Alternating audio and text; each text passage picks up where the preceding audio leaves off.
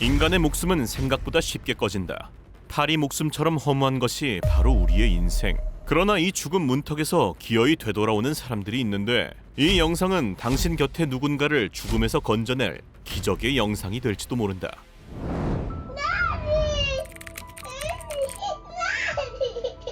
침대 위에 아빠가 움직이지 않는다. 2살배기 딸은 아빠를 부르며 울기 시작. 그런데 아이가 울음을 멈추고 갑자기 거실로 나가더니 무언가를 찾기 시작. 그리고 손에 들고 돌아온 건 아빠의 약통이었다. 작은 손으로 포도당 알약을 꺼내 입에 넣어주고 아빠의 상태를 계속 확인하는 아이. 잠시 후 아빠가 기적적으로 눈을 뜨게 된다. 알고 보니 당뇨가 있던 아빠가 저혈당 발작을 일으킨 거였는데, 일상에서 당 떨어진다는 표현을 아무렇지 않게 쓰고 있지만 사실 저혈당 쇼크는 당뇨 환자 사망 원인 1위의 치명적인 응급 상황. 혹시라도 이러한 사람을 마주치면 딱 하나, 당분만 기억하면 된다. 콜라 한 캔, 사탕 한 알, 꿀 한 숟갈이면 목숨을 살릴 수 있다. 그런데 이 영상을 보면 갑자기 가슴을 치며 거실로 뛰어오는 아이. 목에 사탕이 걸려 괴로워하는 듯한데, 언니는 1초도 망설임 없이 바로 동생을 끌어안고 하임리히법을 실시한다. 놀랍도록 정확한 자세에 튀어나온 사탕. 동생은 울음을 터뜨렸고 긴장이 풀린 언니는 그 자리에 주저앉는다. 겨우 6살, 믿기지 않는 침착함이었는데, 이런 상황이 발생하면 일단 기억해야 할 건 무조건 119 신고부터다. 그 뒤 환자의 뒤에 서서 다리를 앞뒤로 벌려 중심을 잡고 깍지 낀 손을 배꼽과 명치 사이에 대고 대각선 위로 힘껏 당겨야 하는데, 여기서 가장 중요한 건 환자가 말을 하거나 기침을 하고 있다. 하임리히 절대 금지. 그나마 열린 기도를 완전 막아버려 빠른 질식사로 이어질 수 있다고. 그리고 이 영상을 보면 주말 마트, 편한 옷차림으로 카트를 미는 남성.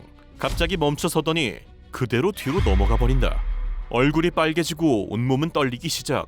마비 증상까지 보이는데, 그 순간 직진해서 달려오는 한 여성. 바로 심폐소생술 시작. 마트 직원들에게는 남성의 몸을 주무르게 하는데, 다행히 잠시 후 구급대원이 도착했고 여성은 남성의 상태를 확인한 후 유유히 사라진다.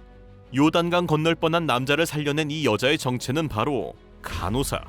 그것도 무려 19년 경력의 베테랑으로 남성의 심정지를 바로 알아챘다는데, 그러나 우리 가족이 쓰러졌을 때 간호사가 옆에 있을 확률은 로또급이기에 이 영상을 보고 있는 당신이 직접 기억하고 있는 게 가장 중요하다. 쓰러진 사람을 보자마자 바로 한 사람 지목해서 119 신고를 요청하고, 젖꼭지 중앙을 양 손목꿈치로 1분에 120회 5cm 깊이로 압박하는 소생술을 실시하면 되는데, 이때 상체 무게를 이용해 생각보다 확실하게 누르는 게 포인트로 119가 도착할 때까지 절대 멈추면 안 된다. 그런데 살다 보면 정말 희박한 확률로 이보다 더 충격적인 광경을 마주치게 될 때도 있는데, 뭐야? 뭐야? 새벽 3시, 아무도 없는 밤길. 차를 타고 가던 한 커플. 도로 옆에 무언가 활활 타고 있다. 쓰레기 태우나 라고 생각한 순간 다가가 보니 그건 불붙은 사람이었다. 커플은 지체 없이 차를 세웠고 차에 있던 담요를 꺼내 남성 몸에 붙은 불을 끄기 시작. 주변에 있던 다른 사람들도 다가와서 커플을 돕기 시작하는데, 그렇게 필사적인 노력 끝에 기적적으로 불은 꺼졌고 불이 붙은 남자는 목숨을 구하게 된다. 이 남성은 50대 노숙자로 날씨가 추워 종이박스에 불을 붙였는데, 그것이 순식간에 바지에 불이 옮겨붙어 활활 타올라 버린 것. 커플이 그 옆을 지나치지 않았다면 이 남자는 한 줌의 재로 발견되었을 수도. 그런데 더욱 충격적인 것은 옷에 불이 붙어 사망하는 사고는 1년에 100명 이상 죽는 꽤 흔한 사고라는데, 일단 불이 붙은 순간 나체가 될 때까지 옷을 다 벗어 던지는 게 가장 좋고, 그럴 시간이 없다면 땅에 엎드려 미친 듯이 뒹굴어야 한다.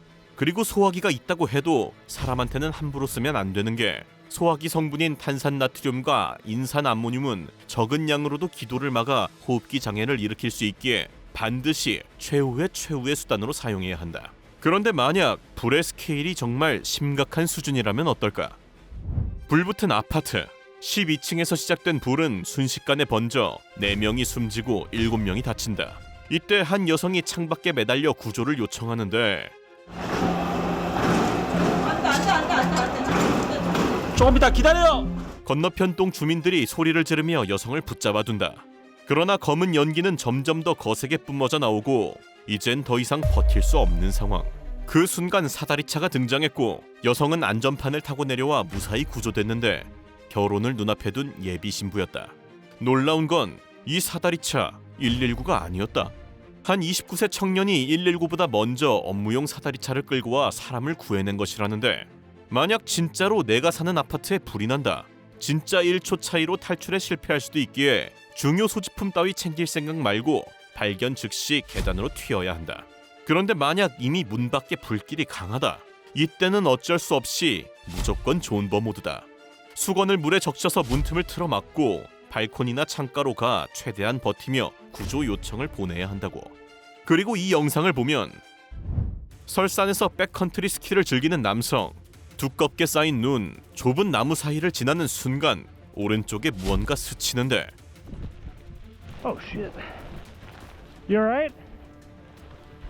눈에 박힌 스노보드가 아주 살짝 꿈틀거리고 남성은 본능적으로 심각한 상황임을 깨닫고 눈더미를 헤치며 그곳으로 나아간다. 스노우보더는 거꾸로 박힌 채 전혀 움직이지 못하는 상황.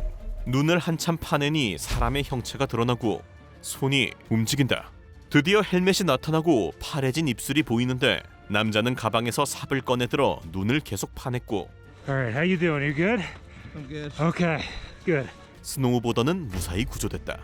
실제로 눈사태나 매몰 사고로 눈 속에 파묻힐 경우 생존율은 매우 낮은데, 특히 45분 이상 매몰된 경우 살 확률은 거의 제로에 가깝다고. 정말 만약에라도 파묻힐 것 같다면 구조대가 위치를 더 빨리 파악할 수 있게 최대한 팔 뻗기, 그리고 침을 뱉어서 중력 방향, 즉 아래를 확인하고 반대 방향으로 팔로 공간을 만들어 숨을 쉬어야 한다. 눈은 생각보다 훨씬 더 무겁고 단단하기 때문에 도저히 빠져나가기 어렵다고 느껴진다면 이렇게 버티며 구조를 기다리는 것이 방법이 될 수도 있다고. 그리고 마지막, 고속도로 터널 안에서 아기가 태어났다. 그런데 아기가 숨을 쉬지 않는다. 불안한 산모는 울음을 멈추지 못하고 아기의 얼굴은 점점 더 창백해진다. 119 구급대원은 아기의 입에 석션기를 넣어 양수를 빼내고 폐로 공기를 밀어넣은 다음 담요로 덮어 체온을 유지시키고 병원과 통화에 조언을 받아가며 탯줄을 절단. 그리고 그 순간 아기가 기적적으로 눈을 떴다. 병원에 입원한 산모와 아기는 건강을 되찾아 일주일 만에 퇴원. 신생아 무호흡, 생명을 얻자마자 잃을 수도 있는 극한의 응급 상황. 누가 어떻게 대처하느냐에 따라 아기의 생사가 갈린다. 가장 중요한 건 기도 확보. 석션기로 양수와 점액을 제거하고 가슴을 문지르거나 발바닥을 두드려 호흡을 유도해야 한다. 숨을 안 쉰다면 강제로 산소를 넣고, 심장이 멈췄다면 신생아용 CPR도 필요. 패닉은 절대 금지. 침착함이 필수다. 죽음에서 살아 돌아온 사람들에게는 하나의 공통점이 있다. 바로 그 순간 망설이지 않고 움직인 사람들이 있었다는 것. 질식, 심정지, 화재는 특별한 일이 아니다. 언제든 나나 우리 주변 사람에게 일어날 수 있는 일. 오늘 영상 공유하고 꼭 기억해두자.